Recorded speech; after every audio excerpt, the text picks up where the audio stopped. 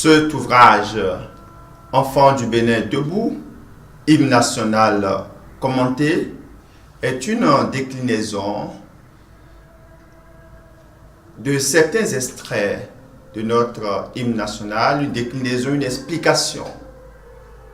Et dans la dynamique de notre marche vers les 60 ans de notre fête nationale, nous pourrions méditer ce matin sur le thème « Enfants du Bénin ». Ce sont les premières paroles de notre hymne national, l'Aube Nouvelle. « Enfants du Bénin », c'est le projet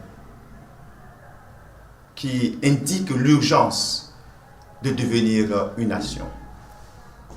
Qui que nous soyons, du Bénin, nous sommes les enfants.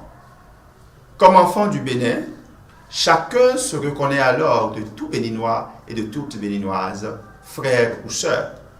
Ce qui compte alors, par-dessus tout, c'est donc le Bénin.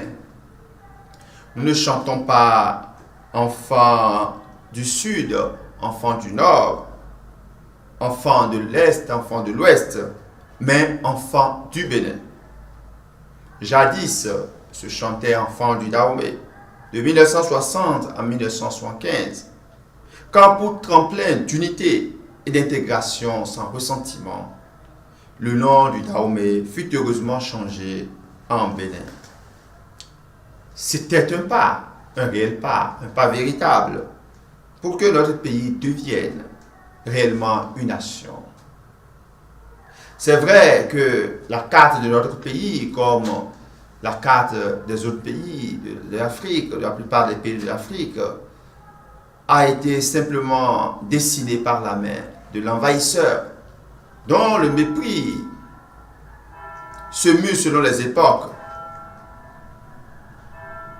Les pays africains ont été partagés tel un gâteau à la conférence de Berlin de novembre 1884 à février 1885. Mais auparavant, nous étions juste de minuscules petits royaumes, dont certains nourrissaient d'ailleurs à l'époque de réels projets d'expansion et d'extension. Une contingence nous a donc mis ensemble, mais à la vérité, nous sommes tous frères et sœurs, descendants d'un même filon ancestral qui s'étend même sur d'autres pays. Nos anciens petits royaumes, comme tous les autres de la terre, se livraient des guerres d'expansion. L'histoire des États s'est malheureusement ainsi constituée.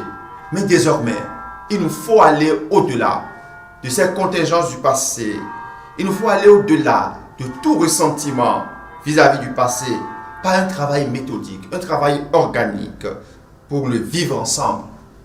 Malheureusement, en dehors des appels et de bonnes intentions politiquement correctes, nous réalisons peu pour donner aux divers peuples qui constituent le Bénin l'identité d'une nation. Or, désormais, c'est une même destinée qui nous façonne. Du nord, du sud, de l'est à l'ouest, nous sommes une seule nation. Nous devons devenir une seule nation.